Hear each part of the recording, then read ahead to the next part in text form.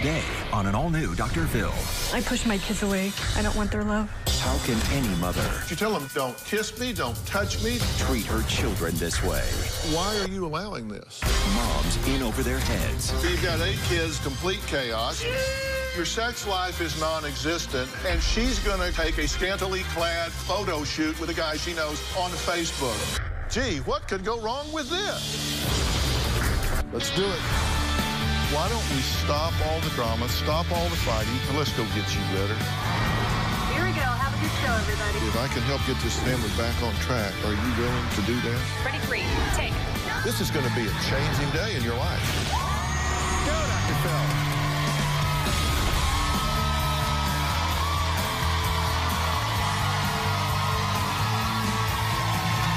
How you doing? Hello. How you doing? Thank you very much. Thank you very much. Thank you. Thank you. Now, you know, I have always said that raising kids is the toughest job out there, and I didn't find anybody to argue with me. If you've ever had a doubt, today's show is going to convince you for sure. Now, Debbie is a mother of 4 beautiful children.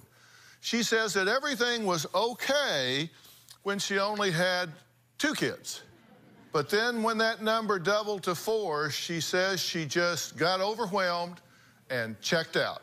Now, her husband says every time the kids try to kiss their mom, she tells them to, no, get away from me. Take a look. My name is Deborah. I would be happier if I didn't have my poor kids. The kids fight with each other all the time. When I stop them from fighting, it's a battle. Get in. Sit. I raise my voice, Get in. scream, yell, Sit. spank. I spanked one child several times in a row, and I bruised my hand and also broke a blood vessel in my hand, so I knew it had gone too far. She calls me up to tell me the kids are yelling, the kids are screaming, the kids are in trouble. She puts the kids on the phone so I can tell each one of them they need to calm down. I push my kids away. I don't want their love. My bond with the kids is different. Can I take a nap? I'm the one holding their hands. I'm the one cradling them. After I found out I was pregnant with a 3rd child, I didn't want to be pregnant again. Having a 4th one, and we had 3 in diapers, and it was crazy, and I didn't want to be a mom anymore. The day before she gave birth, she told me how she didn't want a baby. I've mentioned putting up all of them for adoption. I don't love them. I don't love my kids as much as I should. She's told me that she could walk away from this at any time and she wouldn't even look back. When they come to me and just want a hug, it's like, just back off. Don't touch me. Okay, now, you know that right now, everybody in America is going, oh my God, how can a mother say that about her own children, right? So you know right now you're being hugely judged for what you've said. Yes. Okay, just saying that to make you feel better. Really, I'm pointing this out because that's the normal reaction, but I want you to know a few things. First off, I'm not here to throw you under the bus. You didn't come here to get thrown under the bus. You came here to get some help. Correct. Okay? And so when I look at everything involved here, I don't ask myself why you feel the way you do. I ask myself why not. I may be the only person that gets it. Okay? So I'm going to tell you what I think's going on. I'm going to tell you what I think needs to happen to fix it. I'm going to tell you what I think you need to do individually and as a couple to make this family have a chance of working. Okay? So please be honest. Don't worry about me judging you because that is not going to happen. Fair enough? Fair enough. Okay. This is off in the ditch, right? Yes. And it's something has scared you to the point that you've said, I'm going to ask for some help here. I got to do something. Something has moved you from just inertia and suffering to finally doing something. And I don't know what it is. I'm asking you. Maybe you don't know what it is. I don't know what it is. Well, at one point you said, I'm tired of beating them. You said, I have spanked to the point that I've broken a blood vessel in my hand and bruised my hand. I have hit these kids so much. Correct. Okay, does that scare you? It scares me very much. Intellectually, do you know that beating these children is not an answer? Correct. And beating is your word, not mine. Do you think that it's gotten to the point of being abusive? I try not to spank anymore because I think it could be abusive, yes. I can understand sometimes where mentally, emotionally, psychologically, one parent, husband or wife, either one, mother or father, can spin out of control. But for two people to buy into the same lack of logic, the same irrationality, to allow abuse of children to go on inside the home, that I don't get. I don't get how you can get up and go to work every day, how you can go to bed every night knowing that the situation is such that there is a person, in this case, your wife and their mother, but whoever it is, in the house abusing these children. I'm asking you to tell me how you're making this okay in your head. Why are you allowing this? I'm really not making it okay. I know I need to provide for my family. My only option is to quit my job and go to work somewhere else. Well, that may be your only option, and it may not. But allowing these children to continue to be the subject of this kind of abuse is not an option. You've got to be the one that stands in the gap and protects these children. And you get what's wrong, correct? You say there's extreme spanking, that you've been cussing at the kids, that you push them away, that you tell them, don't kiss me, don't touch me, I don't want any part of your life. Correct. Right? Yes. So in addition to getting physically beaten, they're getting rejected from their mother. Yes. Dad, I don't know, maybe you've never seen it in this sharp a relief. We talked about divorce. I don't want a divorce. I love my wife. I know my wife loves my kids. And I don't want to take my wife from my kids. We've had counseling. And the counselor that we saw, let's just get you on medication. And I told Debbie then, drugs aren't the answer. If you still have a problem, drugs aren't the answer. So we just stopped the therapy right there. So you basically then did nothing. Correct. We have to agree, this is not okay. This cannot continue, not another day, not another minute. The sun cannot set on this house again with this same dynamic going in control. I have to speak for the children. You cannot leave children in this kind of situation. And I can't live with your passivity in this.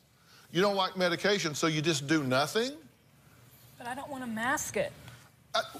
Right now, I'm not talking about you. I'm going to get to you in the next segment. Right now, I don't give a damn what you want. What I want are these children protected. It doesn't matter whether you want to mask it or whether you don't, whether you like medication or whether you don't. If you don't like that, then don't do that, but do something. You don't just do nothing and continue to let these children be grist for the mill. That cannot continue. But I'm going to tell you what you can do instead of that. All right, we got to take a break. Debbie says that she's had some dark moments in her past, some that her husband doesn't even know about, but I do. We're going to talk about those traumatic events when we come back.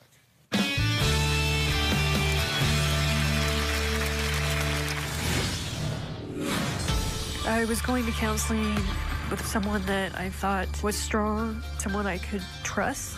When I was down and vulnerable, he took advantage of me.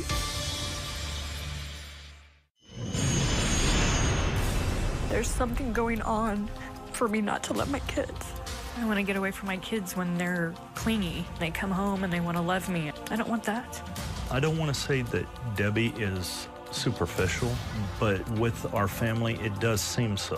When we drive to her parents' house, all of a sudden, a new attitude takes over. She's loving, she's holding my hand. When we walk in the house, she hugs me. But that's all in front of her family. That's not out in public. That's not for others to see. It's not at home. We don't have that. Well, that was Chuck, and he was talking about how his wife, Debbie, only shows their kids any affection if someone else, someone of importance, is looking on. Now, other times, she has thought of putting them up for adoption. Now, there is a reason why Debbie says she can't stand when her kids and her husband try to hug or touch her. Take a look. I was touched inappropriately several times. The first incident was when I was 6 or 7. It was the neighbor kids, and I approached my dad with it, and he took care of it. Basically, they couldn't be in our yard anymore. 8 years ago, I was going to counseling with someone that I thought was strong, someone I could trust. Sessions went very well. I thought I was doing good. And there was a session that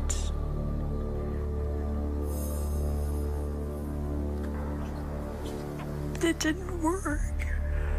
When I was down and vulnerable, he took advantage of me. It was rape. How I have been touched, I didn't like. It drives me crazy when my kids want affection. It makes me uncomfortable.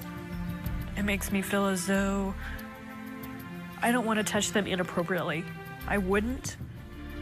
So if I don't touch somebody, they're not going to feel the pain like I feel. I don't want them to feel the pain I do. I'm protecting them from me. Things have happened to you that have changed who you are. True? Yes. Now things are happening to your children that are changing who they are, right? Correct. Tell me how you think they respond, how you think they accommodate to this when they reach for you and you tell them, don't touch me, get away, I want no part of you. I don't want you I get a lot here. of mixed feelings. Because there are some days that I'll take one of them and love them and brush their hair, but it's a lot of mixed feelings. And they're at the age where I was when I was 5 and 6, and I hope it never happens to them. So if they're not in my care, it's not going to happen. What do you mean by that? I won't have to see anything bad happen to them. If they're not in my care, I'm not going to see them be touched inappropriately or get raped or taken. It won't be my fault. Which is why you've said, I think these kids would be better off without me. Yes. They deserve a mother who loves them, who wants to wrap their arms around them and paint their toenails and brush their hair and take them to sporting events. Do you love them? Today, no, because I don't love myself. Is it having an effect on the children? Yes. They're out of control. 2 of the children have been abusive with the cat. You might say it's abusive. They wrapped a cord around its neck and stuffed it in a cooler. No, they put the dog's collar on the cat's, or the dog's chain on the cat's collar. And then before we left, they had put it into the cooler. Well, let's hear what you said about it. We have a cat. They wrapped the dog's leash around the cat's body. The last time they did it, they wrapped it up and stuck it in an ice chest with the lid on. That didn't surprise me, but at the same time, I was very angry because I don't know where they get that it's okay to hurt an animal. So you poo-poo it, you're concerned about it. I'm concerned about it. And you just put, no, it wasn't that big a deal? To me, no, it wasn't that big a deal. They've destroyed a lot more than that. They may have destroyed a lot more than that, but right. That is a living, breathing organism. Right. And you also have a duty to protect this animal. And if that means you need to get this animal out of the house and find it another home, then you do that. But you don't leave an animal there for children to abuse. That is absolutely, unequivocally unacceptable. The animal is helpless to protect itself from these children, just as these children are helpless to protect themselves from you. Correct. So we have a domino effect here going on, and it's kind of like I'm the only one that sees the far-reaching nature of what's going on here. I feel like I need to sound an alarm and say you've got to have an urgent awareness here about what's going on. something's got to happen. Something needs to change. Something, I don't know. I don't know what needs to happen. That's why I'm here. I don't know what discipline. I don't know what love. I don't know what to do with these kids. You don't even trust yourself to hug your children for fear that you might molest them. I don't want them to feel hurt like I hurt.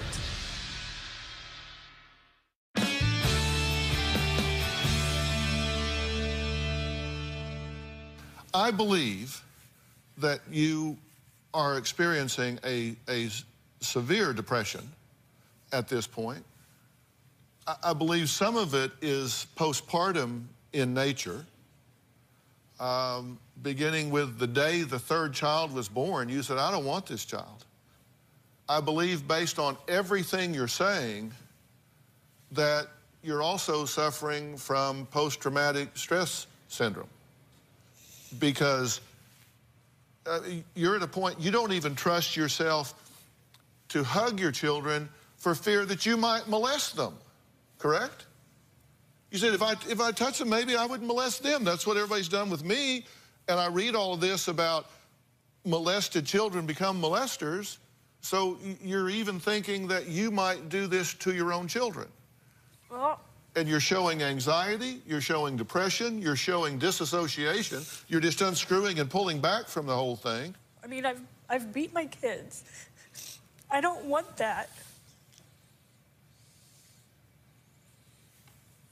I don't want them to feel the pain. I want them to feel loved.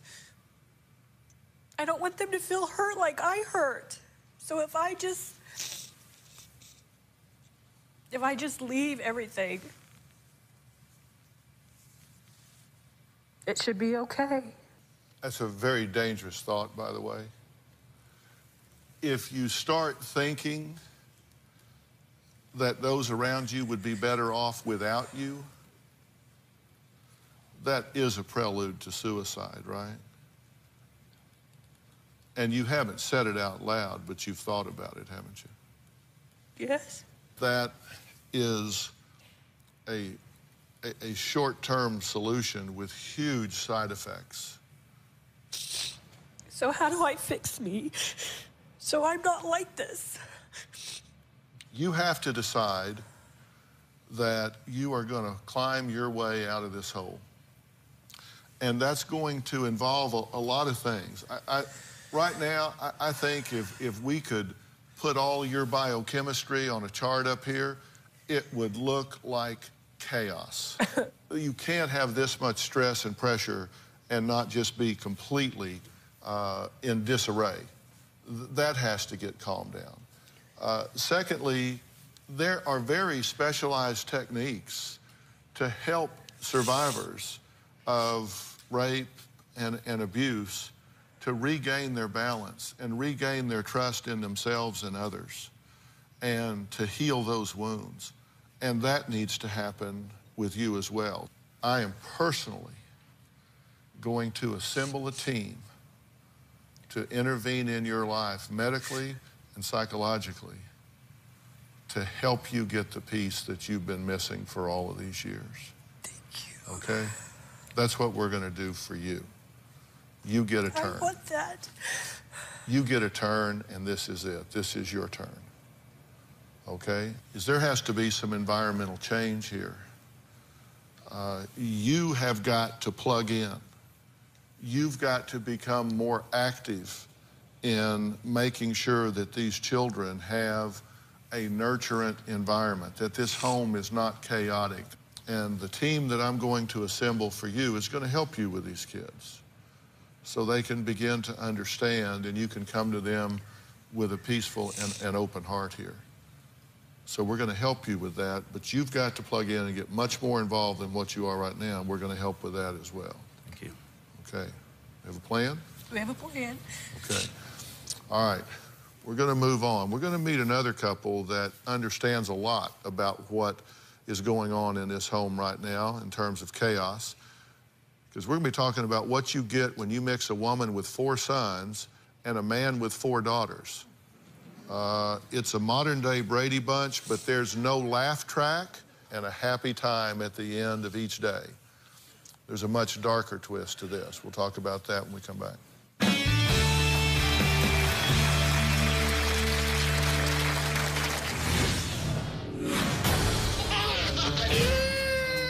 Dealing with the craziness of our household, I have felt in over my head.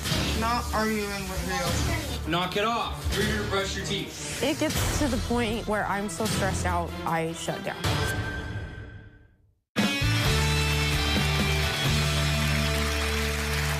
Well, Jen is a mom who says that she is tired of screaming and yelling at the 8 kids in her house. 4 of them are hers, 4 of them are her fiancés. And together, they're trying their best to blend the children. But most days, Jen says she just feels in over her head because she can't be a supermom.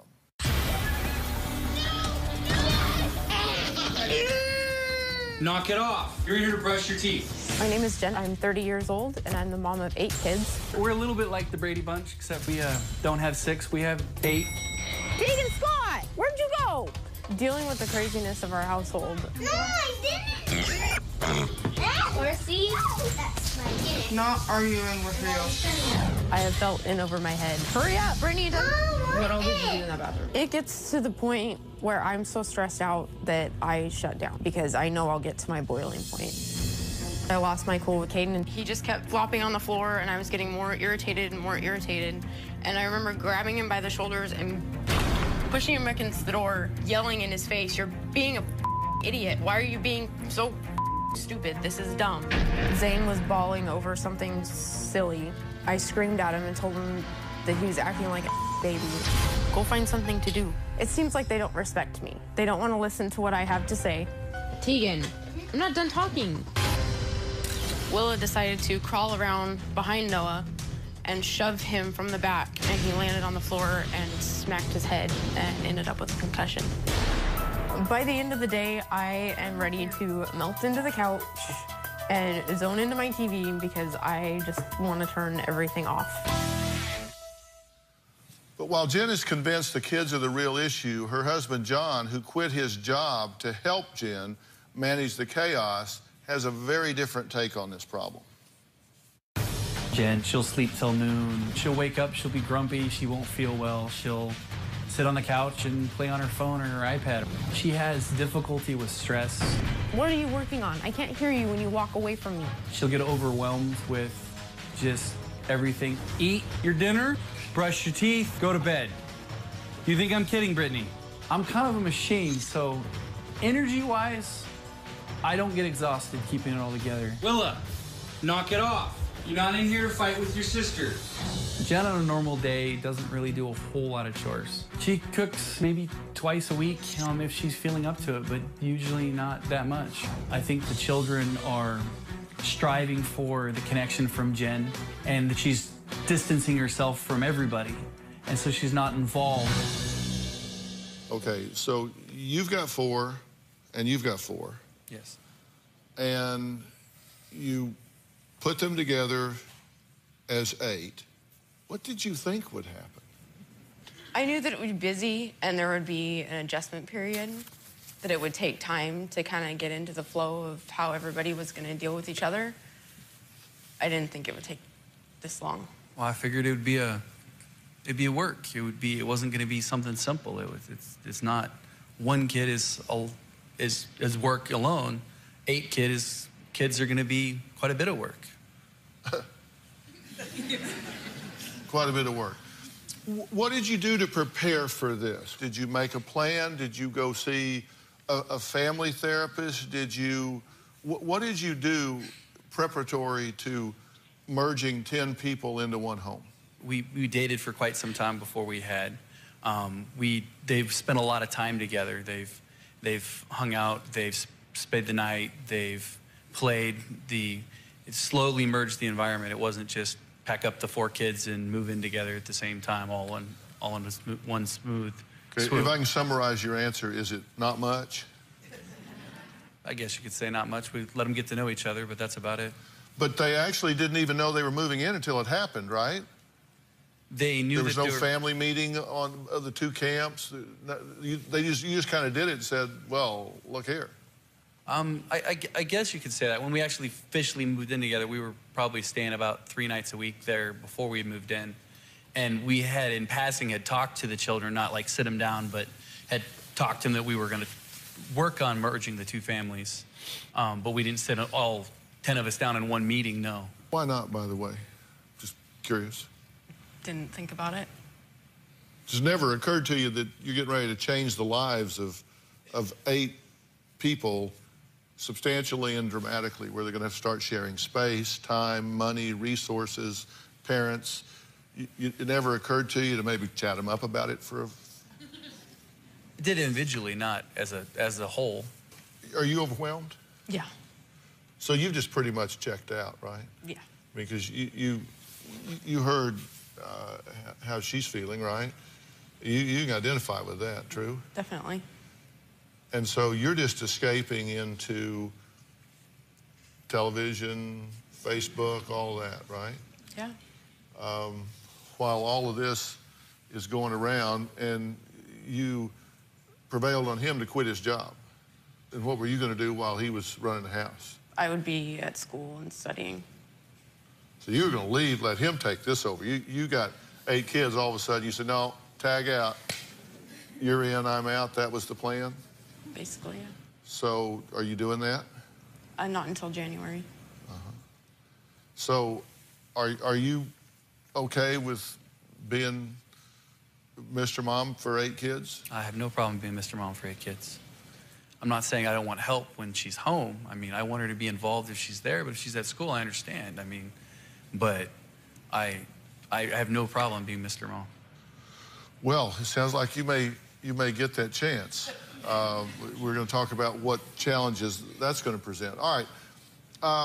This isn't the first look that we've taken into this. I've got a secret weapon here that I wanted to send in to kind of evaluate and see if we could bring some order to this chaotic family. We're going to find out what happens during his home invasion when we come back.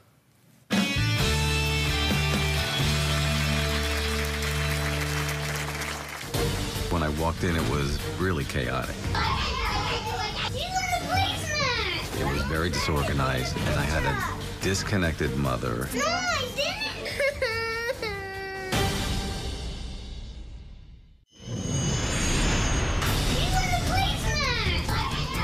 I'm tired of screaming and yelling and feeling like the bad parent. No, I didn't. It's not the way kids should behave. Had I done stuff like this growing up, I would have been in my room for a month. Knock it off. Cursing at kids, twins brawling over Legos, children falling off laundry tables. There's only one man that I know that could deal with all of that. So I called my good friend, child, adolescent, and adult psychiatrist, Dr. Charles Sophy. He's medical director for the Department of Children and Family Services for Los Angeles County. But he was not going in that capacity. He was going in the capacity of a correspondent for us. I sent him to Jen and John's home for a little home invasion. Take a look. I'm here in Oregon, where Dr. Phil sent me to meet a young couple who's raising 8 children. No, I didn't dump it. They seem to be pretty overwhelmed, especially Mom. Hey, come on in. When I walked in, it was really chaotic. It was very disorganized, and I had a disconnected mother. Wanting to see the family in action without interfering, Dr. Sophy watches them from a monitor on an outside deck. They're not getting to go out and do anything, but they're not really here involved and engaged. After witnessing Jen's general disinterest firsthand, Dr. Sophy decides to sit down with the kids. What's it like to be a kid in this house? Oh, gosh. Awesome. We got chaotic. We got dogs. Chaotic. What are the parents like in this house? I'm afraid of John. You're afraid. We're all afraid of Dad. He's really big. He's really bulky. If they would, like, check on us and hang out and play with us more often, I believe we would be actually, like, listen and behave more. She only really gets up when she hears fighting. Has anybody seen something? She's telling me that your mom only gets off the couch when she hears noise or something. She just sits there and be grumped all day long and won't complain. Then it's time for one-on-one with Jen. You reached out because it's chaotic. She's in the basement. I was done. Yeah. I couldn't handle it anymore. And when I come today, I still feel that you're not part of all of this. I mean, you're yelling at the kids and you're probably scaring them, and your intolerance is apparent to everybody. And that's just not going to be a recipe that's ever going to work for you guys. Oh, definitely, I want to fix that more than anything. Why? Because I want us all to be happy and healthy and enjoy each other. Dr. Sophie came and paid to visit, and you guys sat down and talked to him. You also spent some time with the kids, right? I did. And when you sat down with the kids, what jumped out at you the most? The chaos, but they were really verbal about it. They Right. were really very clear about the fact that they want love and attention, and that they're not getting it the way that they want it, or the way that they think they should be getting it. Right. So they know this isn't right. They know something's changed. Totally. They totally know it's not right. You ready for some good news? Yes, please. The good news is children are very resilient. You can get a do-over here.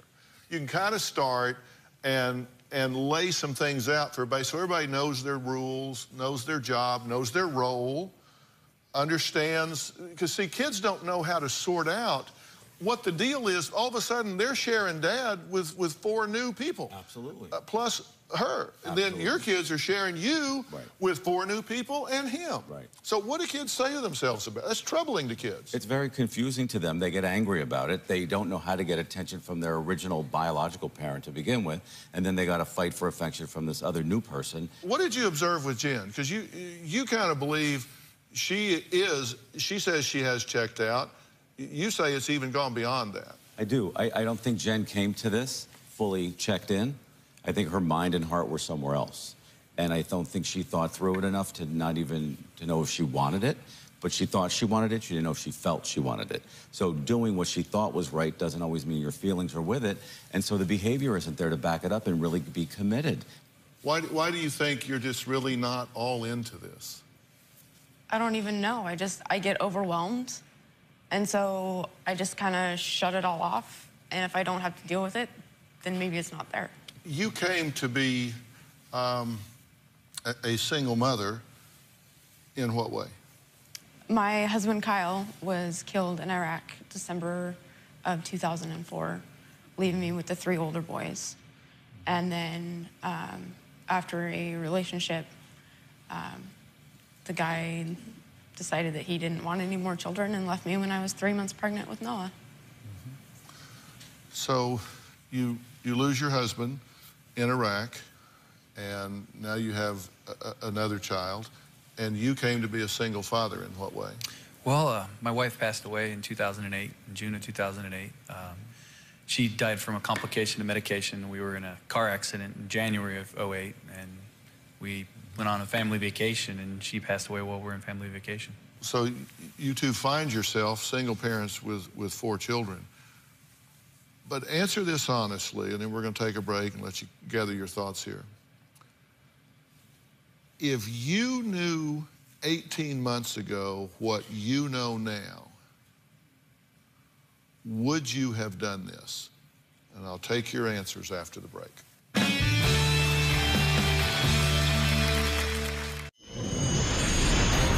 Jen has a male Facebook friend that she talks to pretty much every day, late into the evening. I don't know the guy. It's just a guy that she met a few years back. He's been a friend, a shoulder to cry on, an ear to vent to. When we first got together, it wasn't real common that they'd talk, and lately it's every night.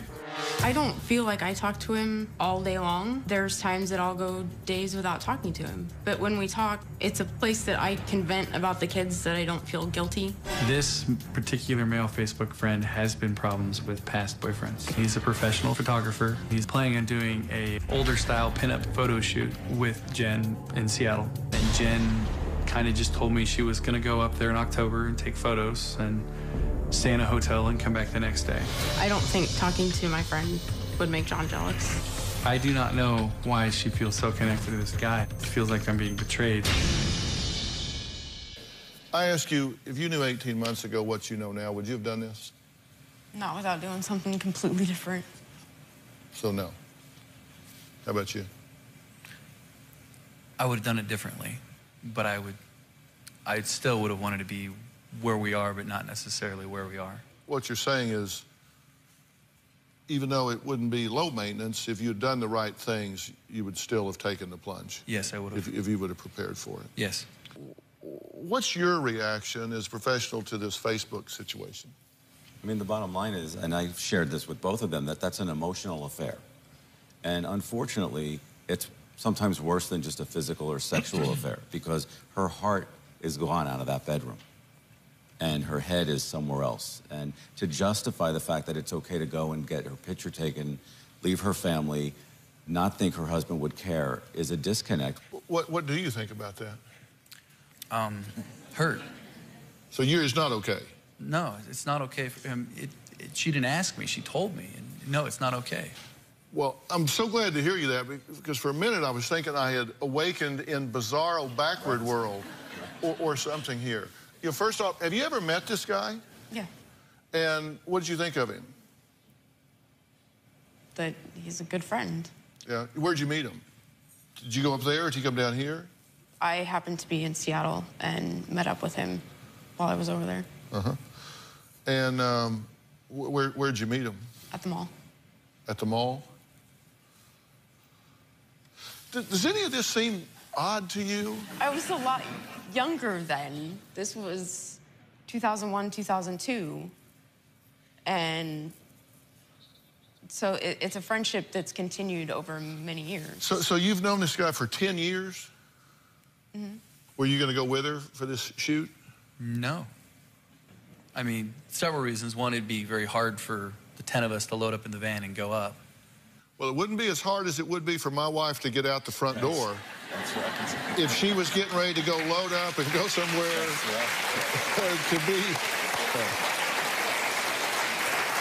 to be part of a pin-up photo shoot with some guy that she talks to on Facebook on a regular basis, because, you know, there'd be a lot of packing to do. You know, I'd have to pack and get ready to go. We would have to stop by the mental institution, have her committed. We'd have to put me in if I was allowing this to happen. I would just come on. Guys, there's just something wrong in America when common sense is just not common anymore. Here's what we've got. We've got a marriage where you've got 8 kids and no plan. It's turned into complete chaos. Your sex life is non-existent, and she's going to go take a scantily clad photo shoot with a guy she knows on Facebook. Gee, what could go wrong with this? Be honest. It's an escape for you, right? You need the break. I do need a break. You need the time. And I need a friend. You need a friend. He's pretty much the only one I have. Yeah. But you've got a pretty good friend sitting next to you, but somehow or another, you've decided he's no longer a candidate? I've just checked out from daily life. Listen, there can be order to this home if we get you some resources to help with that. Some people maybe to come in and help with the family meetings, to help set up, you know, some little chore charts for the kids that they can take great pride in, and where when you walk into the house, it's not like it's on fire. Would that be a help? Would you take that help? Yes. Absolutely. Because you need it, right? And the kids responded very well, didn't they? They're loving kids. They love both of their parents. They feel they're a team. They don't really see, her kids don't see him as not their parent, and vice versa. They're willing to be loved and create a solid team. They really are. Yeah, so you got great kids. Yeah. They just need some leadership, and they didn't get it from y'all coming into this, but as I said, it's not too late. Right. Now, also, it is tough with 8 kids, so to give Jen and John a night out, we've arranged babysitting services through Nannies for Hire, which is an online nanny referral database where you get to make the decisions. So when they want to go and enjoy an evening out, all 8 kids will be taken care of. And we're going to make that available to you every week for the next 6 months. Okay? So, and you got to take advantage of it. Every week for the next 6 months, then I want you guys to let these nannies come in, take care of the kids, and y'all go out on a date and flirt with each other, see a movie, have dinner, act silly. Don't get pregnant. Right. All right. We'll be right back. Well, I want to thank all of my guests. Listen, when we talk to people up here, we talk about things that we know you want to hear about. And as we were talking about y'all's story, I promise you, there are so many mothers out there that feel a lot of the things you're feeling. They just don't have the courage to say it out loud. You said it out loud and risk the judgment and all of the baggage that comes with that. But in doing so, you've reached out and some help is there, and we're going to really rally to your assistance and give you some help. Just starting with you. It's time to be selfish on your behalf and do some healing with you. Are you glad you came here today? Yes. And as you know, we've got help coming your way, and I want you to use those nannies. Don't ever miss a time, all right? Go out and do that. And a special thanks to Dr. Charles Sophie. Really appreciate your work and visiting their house and looking into all of this. Moms, go to drphil.com and let me know what problems you're facing when blending a family, scheduling activities for your kids, or if you just feel overwhelmed like you want to go check out. I've posted resources to help overwhelmed moms get through their days on drphil.com. You can speak out on our message boards. You can find us on Twitter and on Facebook. I'm always interested in what you have to say, so I look forward to hearing from you. Thanks a lot. We'll see you next time. Thanks a lot, guys.